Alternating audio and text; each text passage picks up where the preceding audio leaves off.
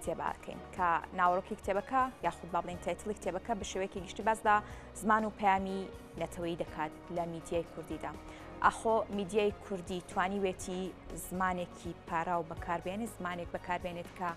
زمان لە هەڕەشەکردن بپارێزی و هاوکاتیش پەیامە نیشتیمانیەکان لە تەواوی میدیا کوردیەکان توانیویانە پەیامێکی نیشتیمانی بێت، پەیامێکی ناوچەیی نەبێت، پەیامێکی حیزبی نەبێت و لەسەر تەواوی ئەو کێشانەی کە لە سەرانسەری با بڵێن بە تایبەتتر لە ناو کووردا بوو ئەو ئازارانی کە لە ڕابردوو کورد پێدا تێپەڕیوە توانراوە بە شێوەیەکی میدیایی بە شێوەیەکی پەیامی نیشتیمانی کاری لەسەر بکرێت. تایبەت بەم بابەتان نووسەری کتێبەکە کە زۆر بەڕێز ئازادی برایم محمەد ڕۆژنامەنووس و نووسەر ڕسوولی بەیانی کورسات نیوز میوانە و قسە و گفتوگۆی زیاتر لەسەر ناوەڕۆکی کتێبەکەکەین. کاک ئازاد بەخێراتی سپاس بۆ ئامادەبوونت. سپاس. سەرەتا دەمەوێت لەوە دەست پێ بکەم ناونیشانی کتێبەکە پەیام و میدیای نەتەوەییە لە پەیامی نەتەوەییە لە میدیای کوردیدا. بە شێوەیەکی گشتی دەکرێت بڵێن میدیای کوردی توانیوێتی زمانی کوردی لە هەڕەشە و لە ناوچوون و هێنانی وشەی بێگانە بپارێزێت؟ بەیانی ئێوە و بینەران و بیسەرانتان باش. ئێمە کاتێک کە قسە دەکەین خۆمان ئاگامان لە قسەکەمان بێیاننا ئێمە پەیام دەنێرین. واتە تۆ هەمیشە زمانت لە ناو جەنگایە، زمانت لە پێکداداندایە. پێی دەوتێ پێکدادانی ناوخۆیی پێکدادانی دەرەکی. ئەوەی کە ئێمە ئێستا دەیبینین پەیامی میدیا ئێمە جۆرێکە یا با بڵێن زمانی میدیا ئێمە جۆرێکە لە شەڕدا نییە و لە دۆخی دەرەکیمان و دۆخی ناوخۆییماندا پێکدادانێک نییە لە ئاستی زمانەکانی ناوچەکەدا بێت. بۆیە میدیای ئێمە ئەوەندە بەرگریکارێکی باش نییە لە زمانەکەمان کە هەر کاتێک وشەیەک یا با بۆ نمونە دەربڕینێک دێتە ناو زمانی ئێمەوە ئەم میدیایە بتوانێت بەرگری لێ بکە. بە ئاراستەکەی پێچەوانەکەیدا ئەم میدیای ئێمە زمانێکی نەناردۆدە دەرەوە، زمانێکی ستاندارد بێ و ئەم میدیایە ڕۆڵی هەیە لە بچووکردنەوەی زماندا. پێناسەیەکەیە بۆ زمان پێی دەوتێت پێوەری نەتەوە. ئێمە لە ڕوانگەی زمانەکەمانەوە سەیری لە ڕوانگەی میدیامانەوە لە ڕوانگەی زمانەکەمانەوە سەیری نەتەوەکەمان بکەین. بەداخەوە ئێمە ڕەنگە واوێنەکە بنێرینە دەرەوە نەتەوەکەمان نەتەوەیەکی بچووکە. زۆرێکی لە ڕۆژنامەنووسان یا بڵین لە میدیادا کە زاراوەی ناوکوردی بەکارهێنن ڕەنگە وابێ بۆ ئێمە بتوانین لە ناو فەزای جیهانیدا وجودمانە بێ. نابە پێچەوانە و شتێکی وامان نییە. ئێمە بەو شێوەیە ئەو وشانەی کە دێنە زمانەکانی ترەوە دەبینی دەخرێنە ژێر ڕکێفی زمانی خۆیانەوە. دیسان ئەمەش لە ناو زمان و میدیای ئێمەدانە. باشترین شتێک میدیای ئێمە بتوانێت بیکە بە گشتیەکەی ئەوەیە من لە پارچەیەکی پشتەوەی کتێبەکە نووسیمە میدیای ئێمە ئەرکی ئەوەیە بتوانێت دەستکاری ئەو وێنەیە بکە لە ڕابردوودا بۆ ئێمە کراوە. جایتر پێگەنەتەوەیەکەمانە، جایتر پێگەی زمانەکەمانە، جایتر شۆڕژگێڕەکەمانە. ئێمە لە ماوەکانی ڕابردوودا لەبەرەوەی میدیایەکی باشمان نەبوون، ئەوە قسەی سەمان ساپاوەرە نووسەرێکی ئەمریکیە، لەبەرەوەی میدیایەکی نیشتیمانی و نەتەوەیمان نەبووە. بۆ نمونە لە بابەتی ئەنفالدا سەمان ساپاوەر نمونە ئەنفال دەهێنێتەوە. دەڵێ لەبەرەوەی کوردەکان میدیایەکی نیشتیمانی و نەتەوەییان نەبوو، بەعسیەکان وێنەی کوردەکانیان بە جۆرێک لە گێرە شێوێن و شەڕانی و هەڵهاتوو ناردە دەرەوە و جیهان قبوڵی کردە وێنەیە. ئێستا میدیای ئێمە ئەرکەکەی ئەوەیە هەم دەستکاری ئەو وێنەیە بکە، ئەو وێنەیە بسڕێتەوە لە زاکیرەی ئەوروپی و ئەمریکی و جیهانیدا. و ئەرکی دووەمی ئەوەیە وێنەیەکی تازە بۆ ئێمە دروستکە. ئێمە کین؟ ئێمە زمانەکەمان چییە؟ بۆیە کاتێکە ئێمە بمانەوێت ئەم وێنە دروستکەین، میدیای کوردی بتوانێت وێنە دروستکە، بەم زمانە لاوازە ناتوانێت دروستیکە.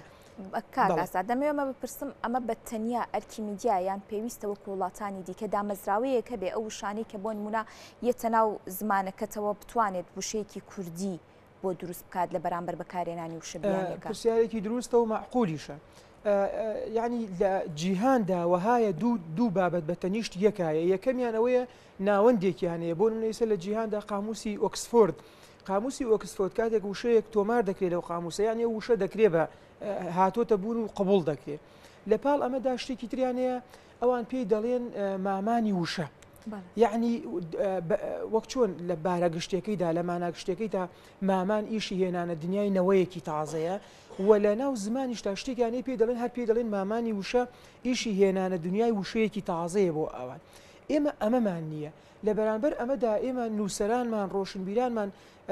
بە گشتیەکەی وایە گەورەی خۆیان یا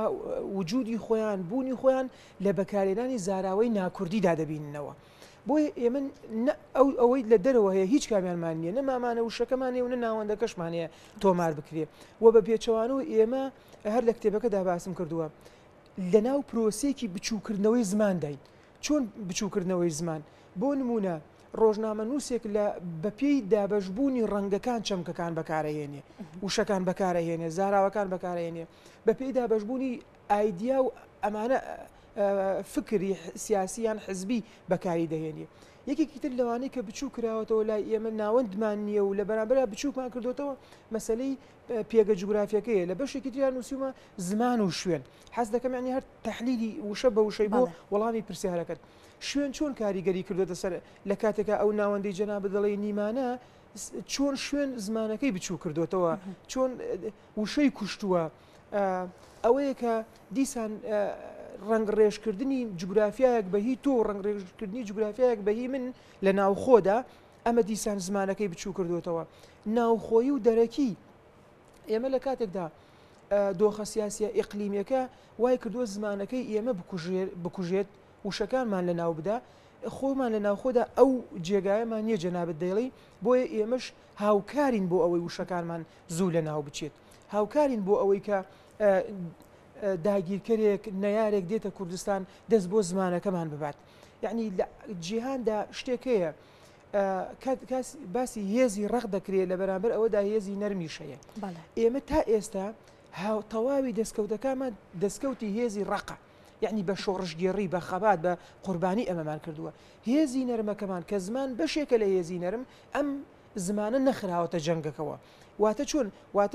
چۆن لە هێزی ڕقدا بۆ منە بەرامبەر نەیارێک شەڕمان کردووە، لە هێزی نەرمدا بەرامبەر هێزی نەرمی نەیارێکی تر شەڕمان نەکردووە. بۆیە ئێستا دەبینین ئێمە لە هێزە ڕقەکەدا دەستکەوتمانە بێ، لە هێزە نەرمەکەدا دەستکەوتمان نییە بە پێچەوانەوە. ئێستا کەسەی میدیای کوردی دەکەی زۆرینەی بانەڵێم تایانیە، ینی بە مطلقینە، بەڵام زۆرینەی کەسەی ڕووپۆشی میدیا دەکەی ئەگەر زمان بکەی بە پێوەری ناساندنی من و تۆ هەر تاکیکی کورد، هەم زمانەکەمان بچووکە، هەم لە ناو زمانەکەدا ئێمە جۆرێک لە دەسڵاتداری وشەی بیانی دەبینین، واتە وشەی کوردی دەخێن بەژێر ڕکێفی وشە بیانیەکەوە. بۆیە ئەو ناوەندە کە نییە جەنابەت پرسیارەکەت وا بوو کە ئەو ناوەندە نییە، نووسەرانی ئێمە خۆیان هەرێکێ لای خۆیەوە نەبووەتە ناوەندی وشە کوردەکان لای خۆی خەزن بکە لە کاتی پێویستدا بینێرە. ئەگەر ویست پرسیارێت بکەی بەس ئەمە تەواوکەین خاتون. کاتی خۆی هەر لەو کتێوە باسم کردووە، من نووسینێکم نرد بۆ جێگایەک لەبەرەوەی وشەیەکی کوردی لە پەرەگرافێکی دابوو، لە پارچەیەکی دابوو، پارچەکە لابراوە. ئەفومانکە باشە کاگازات هەڵبەتە تا هاوکارانم ئەو مایکە چاکەن دەمەوێت باس لەوەش بکەم لە نەبوونی ئەو ناوەندە و ئەم گرفتانەی کە دروست بووە. زۆر جار میدیا خۆی سنتەرە بۆ ئەوەی کۆمەڵێک وشە دروست ئەکات ئەسڵەن هەر لە فەرهەنگی کوردیا بوونی نییە. دەکرێت دوجار ئەم وشانە لە فەرهەنگی کوردیا جێ بکرێتەوە کە ئەکرێ بڵین واتە نابەخشێت. لەمڕۆ چۆن باس کراوە لەسەر دروستکردنی هەندێک وشە کە لە فەرهەنگی کوردیا هەر نییە. خاتون یعنی نابێ میدیا ڕۆژنامە نووس ناوچە بکە بە مافێک یا بڵێن ماف بدا بە زمانەکەی بە پێوەری ناوچەکەی خۆی. ئێستا بۆ نمونە ئەگەر من ناوچەکەی خۆم با بڵێن گەرمیان هەندێک وشە و زاراوە لای ئێمە هەیە وشە بەکاری دەهێنین لە سلێمانی کە ئەوە چەند ساڵە لێرە دەژین بەکاری ناهێنن هەتا ئێستش کە ینی ئەمە هەر بۆکو دڵنیایی کاتی هەتا ئێسش هەندێک وشە لە قوتابخانە بۆ خوێندکارەکانم دەڵێم مامۆستا ئەوە یعنی چی؟ ناکرێ من ئەم لەهجەیەی ئەم شێوەز بنزارەی پێدەوتێ بنزار لە گەرمیانەوە بیهێن مسلمانی بڵێم ئەمە ڕاستە بۆ زمانەکەی من و ناکرێ میدیاش زاراوەی جێگایەکی هێنا بڵێ ئەمە من ڕاستترینم دروستە دەکرێت کۆ بکرێتەوە بەداخەوە ئەوە بۆ ببوورە کاگازات لە ناو قسەکاندا دەمەوێت ئاماژش بۆ بکەین کە ئەمە کاریگەری نەرێنی میدیا بووە لەسەر بەکارهێنانی زمان ئەگەر باز لە بەکارهێنانی زمان بکەین بگەڕین بۆ بەراوردکردن لە نێوان بەکارهێنانی زمان لە پێش ڕاپەڕین و لە ئێستادا دەکرێت بڵێن میدیای ئەو کاتە ڕۆژنامەکانی ئەو کاتە رادیۆی ئەو کاتە توانیوێتی زمانێکی نیشتیمانی بەکاربێنێ بە بەراورد بە ئێستا پرسیارێکی دروستە هەر من پێم وایە بە میدیامانەوە بە سیاستمانەوە بە شۆڕشمانەوە دوێنێ لە کۆڕێکا بە سوعبەتەوەتم بە مرۆڤمانەوە مرۆڤی کۆن ئاسڵتر بوو وشەی کۆنمان ئاسڵتر بوو تۆ دەبینی لە پێش ڕاپەڕینیان با بڵین لە پێشودا بەگشتەکەی میدیای ئێمە ئەوەندە میدیامان نەبوو یعنی ئێستا وای لێ هاتووە هەر میدیای کوردی قەمەرێکی میدیایی پێویستە بۆ خۆی بەڵام بە ئەم هەموو میدیا بۆتە زۆر و بۆر خزمەتی نەکردووە بە پێچەوانەوە زەرەری لێداوە کە زەرەری لێداوە ئەوەیە هەر میدیایەک زمان بۆ خۆی داتە تاشێ وشە بۆ خۆی داتە تاشێ لە دۆخی زمانی ستانداردا تۆ ناتوانانی وشە بۆ خۆدا بتاشی بەبێ ئەوەی قبول کراوە بێ وەکو وتم ئێستا من وشەیەکی بنزارەکەی خۆم بەکاربێنم ڕەنگە تۆ تێ نەگەی من چ دەڵێم ینی هەر بە واقعی شوایە لە ژیانی خۆمدا بۆیە ئێمە دەبێت ئەو زمانەی بەکاری دەهێنن زمانێک بێ ئێمە وجودی خۆمانی تیا ببینینەوە ئەگەر تۆزێک ڕەنگە دوور بێ بە لادەم لە منە ئێمە سەیری هوەر و ئەدەب و هوەرمان بکەین بەتایبەت ئەو هەموو دراما بیانی کە ئێستا تۆ پەخشی دەکەی واقعی کۆمەلگەی ئێمە نییە بۆیە ئەگەر لە ڕوانگەی هوەرەوە بێ ئەوە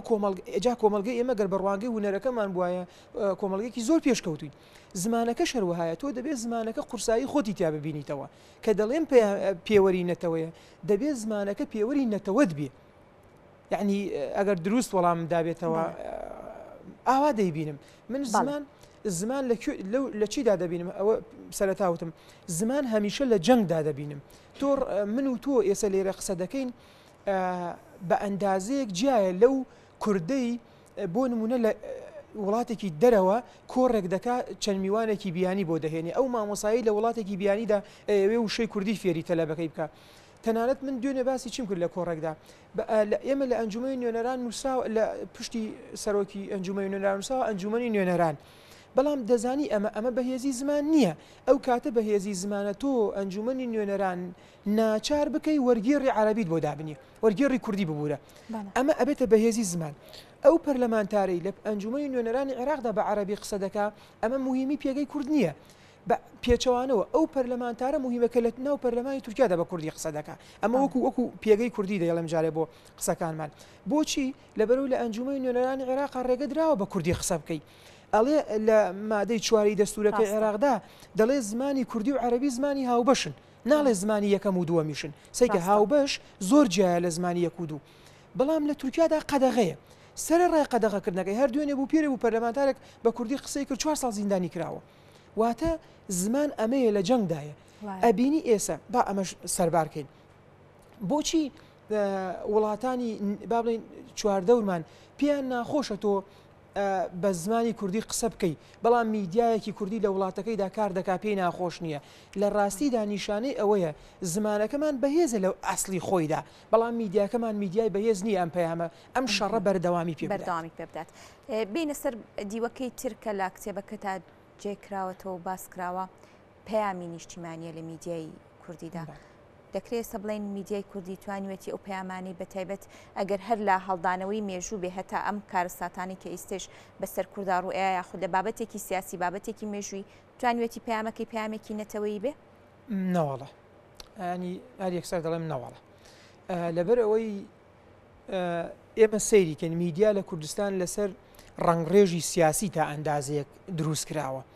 یعنی ئەم میدیایی من و جەنابەت قسەی تێدا دەکەین تا چەندە خۆی لە دەرەوەی گروپی ئەو میدیانەی کوردستان ببینێ دوجار ڕنگڕێژێکی ئایدۆلۆژیانیان حزبیانە هەر ڕەنگە بۆی دایڕێژێتەوە سیاسەتەکەی داڕێژێتەوە و ڕەنگە خۆشەویستی و سۆزی ئێمەش بۆ پارتێکیان بۆ سەرکردەیەکیان بۆ کەسێکیان بۆ دۆخێک دیسان وامان لێ بکە بڵێن ئەوەی ئێمە ڕاستە لە بەرامبەر ئێمەدا خەڵکانێکی تر میدیایەکی تر بۆچوونێکی تر بڵێ ئەوەی ئێمە ڕاستە بۆیە لەم دابەشبوونەیە ئایا وەرگر کامیان وەرگێت واتە ئێمە شتێکمان نییە سنتەرێکمان نییە ڕێکمان خال ئەوەی کە جەنابەت لە سەرەتاوتم پرسیایەکی دروستە نیمانە ڕنگڕێژی زمانمان بۆ بکە ئەمەمان نییە بۆیە کە لەم دۆخەدا نیمانە و لە بەرامبەردا ئەو هەموو میدیاش بە هەوەسی خۆی بە ئارەزوی خۆی وشەف ڕێدەداتە ناو وشەف ئەنێرێ بۆ وەرگر ئەوە لەو کاتەدا ئەگەر ئەوە وەرگری من ناوە لەدبوونی پەیامی نەتەوەی لەدبوون ڕێک ئاوێنەیەک چۆن فرێت داوە پارچە پارچە دەبێ بەڵام دەتوانی لە ناو هەر پارچەیەکە بەشێک لە خۆت ببینیتەوە ئەو زمانە فرێدراوە خات و میهرەبان کە فرێدراوە تۆ لە ناو هەر پارچەیەکدا خۆ دەبینیتەوە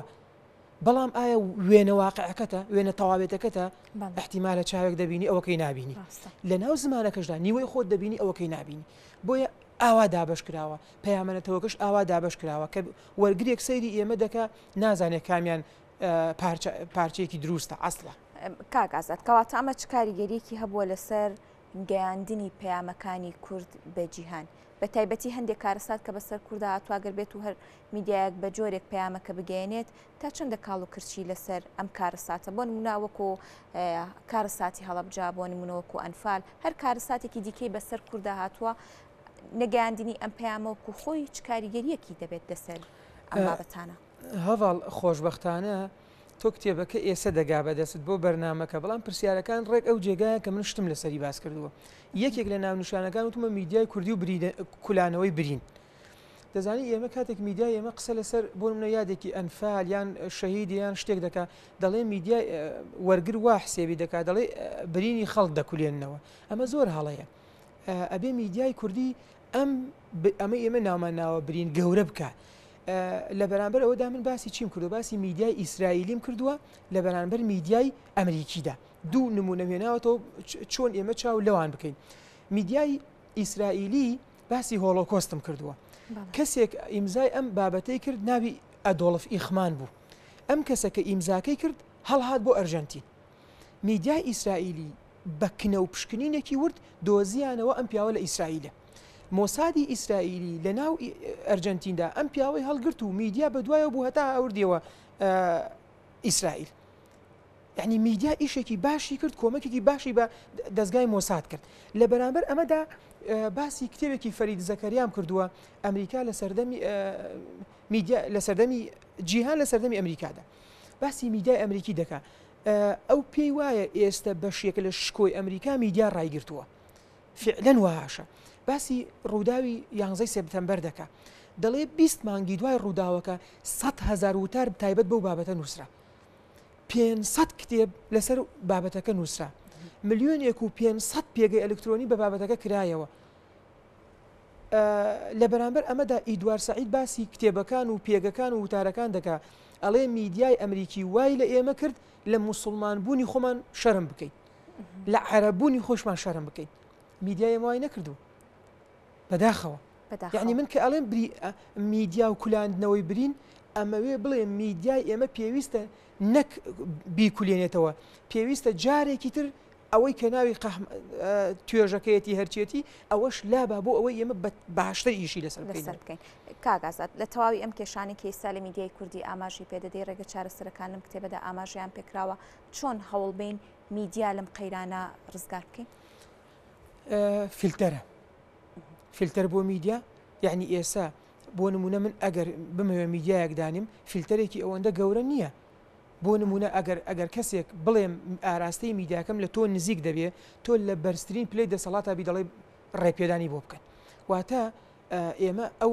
مەبەستەکان مەبەستی خزمەت نییە بە دۆخینەتەوەیمان بە زمانمان خزمەتە بەوەی ئەو میدیا لە هەر کەسێکەوە نزیک بێ ئیتر ئەوە ڕێپێدانی بۆ دەکەن ئێمە ناوەندمان نییە ئێمە زانکۆکانمان بەداخەوە کە ئەبوو ئێمە لە زانکۆکانماندا ساڵانە شتێکمان هەبووە لانی کەم ناوینێن ڕێخستنەوەی زمان لانی کەم ناوینێن زمان وەکو کۆلکەی هاوبەش زمان کۆلکەی هاوبەش نییە ئەمەمان بیر نەچێ زمان کۆلکەی هاوبەش نییە لای ئێمە لە کەسێکی باڵین بنزاری گەرمیانیەوە هەتا ئەگاتە دووهۆک و زاخۆ زمانەکە هاوبەش نییە لە بینی ئێمە و ئەواندا لە بینی ئەو بۆ منە هەڵەبجەیەکدا سلێمانیەکدا هەولێریەکدا بۆیە کە ئەمەمان نییە مەسەلەکە ئەوەیە خەمخۆرەکەی نییە وەکوتم مامانەکەی نییە وەکوتم مانسەنتەرەکەی نییە میدیاکانی ئێمە بە پێی سیاست و ئایدۆلۆژی وانەی خۆیان وشە فڕێ دەدەن و خەمخۆرێکی نییە